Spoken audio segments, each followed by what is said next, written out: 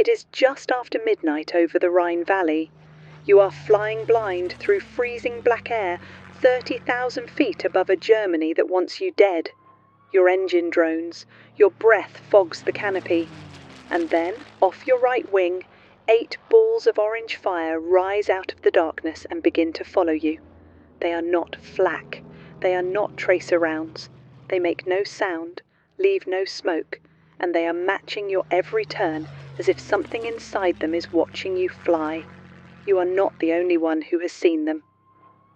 By the winter of 1944, dozens of Allied pilots have reported the same impossible thing.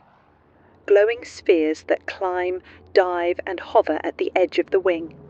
Lights that pace a fighter plane at 400 miles an hour and then vanish without a trace. What are they? Nobody could answer that question then, and the unsettling truth is that nobody can fully answer it now. To understand the fear, you have to understand the war these pilots were fighting. You are part of the 415th Night Fighter Squadron, a unit flying twin-engine Bristol bow fighters, and later P-61 Black Widows through some of the most contested airspace in human history. Your job is to hunt in the dark. You fly without lights, navigating by radar and instinct, chasing German aircraft over occupied France and into the heart of the Reich. Every mission is a coin flip with death. By late 1944, the German war machine is bleeding out, but it is also unveiling weapons that seem to come from another decade. You have heard the briefings. The V-1 flying bomb, a pilotless drone that buzzes across the channel and falls silent in the seconds before it kills. The V-2 rocket, the first object ever built by human hands to touch the edge of space, falling faster than the speed of sound so that you never hear it coming. The Messerschmitt Me-262, the world's first operational jet fighter, screaming past propeller planes as if they were standing still. So when you see 8 glowing orbs trailing your wing, you do not assume it is a ghost. You assume it is the next German secret weapon. You assume it is here to kill you. That is exactly what the crews of the 415th believed on the night of November 23rd, 1944. A pilot named Lieutenant Edward Schluter was flying over the Rhine with his radar observer and an intelligence officer aboard. Out in the darkness, they saw a line of glowing red lights climbing toward the aircraft. Schluter banked hard. The lights followed. He radioed ground control. Ground control reported nothing on their screens. His own onboard radar showed nothing at all. There was simply no machine on Earth, friend or enemy, that should have been there. And yet there they were, 10 orange eyes burning in the void, keeping perfect formation with a fighter plane in the middle of the night. Then, just as suddenly, they were gone. What do you do with a report like that? You are a soldier. You are trained to identify, classify, and destroy. But you cannot shoot what your guns cannot lock onto, and you cannot name what does not exist in any manual ever written. The men of the 415th gave the things a name anyway. There was a radar operator in the squadron, Lieutenant Donald Myers, who carried a tattered comic book wherever he went. The strip was called Smokey Stover, about a firefighter, and it was full of a nonsense word the cartoonist loved to use. The line went something like this: "Where there's foo, there's fire." So when Myers tried to describe the burning lights that chased his plane, the word he reached for was foo. He called them Foo Fighters. The name stuck. It spread from crew to crew, from base to base, until an entire generation of airmen had a term for a thing they could not explain. By December 1944, the reports were no longer isolated. They were coming in from across the European theatre. Pilots described glowing balls of red, orange and white light. Some saw single spheres, some saw clusters of 8 or 10. The objects would appear off a wingtip, hold station for minutes at a time, then accelerate beyond anything a propeller aircraft could match. They flew through formations. They danced in the slipstream. Crews fired on them and nothing happened. Crews tried to outrun them and could not. Crews dove, climbed, jinked and rolled, and still the lights hung there, patient and silent and impossibly calm.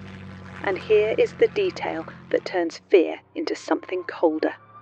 In every single encounter, the Foo Fighters did nothing. They never fired, they never collided, they never brought down a plane. In the most violent, lethal airspace ever flown by human beings, these objects shadowed bombers and fighters across hundreds of missions, and not one was ever credited with a kill. So if it was a weapon, why did it never strike? That question terrified the High Command more than an attack would have. A weapon that destroys can be understood. A weapon that merely watches cannot. American and British intelligence began to take the reports seriously. They worried the Germans had developed some new electronic device, a way to track Allied night fighters, to scramble their radar, perhaps to detonate their engines from a distance. The encounters were logged, crews were debriefed. The phenomenon was discussed at levels far above the men flying through it. In January 1945, the story broke into the public world. An American news magazine ran a short piece describing the strange balls of fire that were haunting Allied pilots over Germany. The article gave the phenomenon its enduring name in print and admitted plainly that the military had no idea what the objects were. For a brief moment, in the middle of the deadliest war in history, the world paused to wonder about lights in the sky that obeyed no rule of physics anyone understood. Then the war ended, and the Foo Fighters did not give up their secret. Because when Allied forces overran Germany in 1945, they did exactly what you would expect. They seized the laboratories, they captured the scientists, they catalogued the V weapons, the jets, the rockets, the wind tunnels, the blueprints for machines that would not be matched for 20 years. Operation Paperclip swept up the brightest minds of the German war effort and brought them west.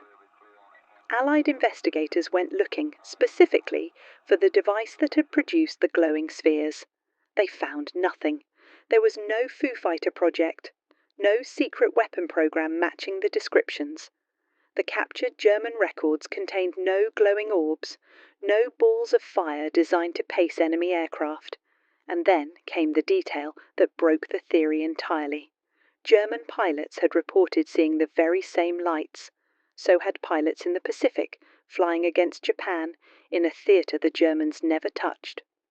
Both sides, on both ends of the earth, were watching the same unexplained objects shadow their aircraft, and each side assumed the lights belonged to the enemy. They could not all be right. In fact, none of them were. So what were they? The careful, sober answer is that some of the sightings almost certainly had natural causes. There is a phenomenon called St. Elmo's fire, a glow of ionized air that clings to aircraft in electrically charged conditions, flickering blue and white along the wings and propellers. There is ball lightning, a rare and still poorly understood electrical event that forms luminous spheres lasting several seconds. There are the simple distortions of a frightened, exhausted mind, flying for hours through total darkness, where a distant star or a reflection on glass can become a pursuing light. The human eye, alone in the night at 30,000 feet, is not a reliable instrument. After the war, the question would not die. By the early 1950s, the United States had launched serious investigations into unexplained aerial phenomena. In 1953, a panel of scientists was assembled to review the strangest cases, including the wartime Foo Fighters. They concluded, in essence, that the sightings posed no threat and likely had ordinary explanations, even where no specific cause could be pinned down. The official files were closed. The matter was, on paper, resolved, but paper is not the same as proof, and the pilots who lived it were never fully satisfied. Because the natural explanations, as good as they are, struggle against the specifics. St. Elmo's fire clings to the aircraft. It does not detach and fly in formation 100 yards off the wing. Ball lightning lasts seconds. It does not pace a fighter for 10 minutes through hard banking turns. These were experienced combat airmen, men who could identify aircraft by silhouette in a quarter second, Men whose lives depended on not mistaking a reflection for a Messerschmitt. They knew what flak looked like. They knew what tracer looked like. They knew what stars looked like. And to the end of their lives, many of them insisted that what they saw was none of those things. You can read it in their own words, decades later, in the interviews and the squadron histories. The conviction never fades. The lights were real. The lights were controlled. The lights were aware. What does it mean to be hunted by something that never attacks? That is the haunting at the centre of this story. The Foo Fighters did not kill. They did not speak. They left behind no wreckage, no warhead, no captured device, no name in any enemy archive. They appeared in the most documented war in history, witnessed by thousands of trained observers on both sides of the conflict, and then they slipped back into the dark and took their explanation with them. The phenomenon never truly ended. The lights of 1944 became the flying discs of 1947. The flying discs became the unidentified objects that air forces around the world still log today. In our own time, military pilots have once again come forward describing objects that pace their aircraft, that move in ways their instruments cannot explain, that watch and do not strike. The names change. The technology to track them improves. The footage gets sharper. And still, at the core of it sits the same unanswered question that haunted a young pilot over the Rhine 80 years ago. You are flying blind through freezing black air 30,000 feet above a war that has swallowed millions. And off your right wing, 8 balls of orange fire rise silently out of the darkness, holding formation with your plane, watching you with a patience no weapon has ever shown, keeping a secret that has now outlived nearly everyone who ever saw it. They never told you what they were. They still haven't. The sky has never stopped keeping secrets. Some of them are still up there, waiting. If you want to stand inside the next mystery, history left unsolved, subscribe and follow the channel. New cases every week. The lights are still out there. So are we. Watch the next one before it disappears too. Make sure to subscribe the channel for more videos like these.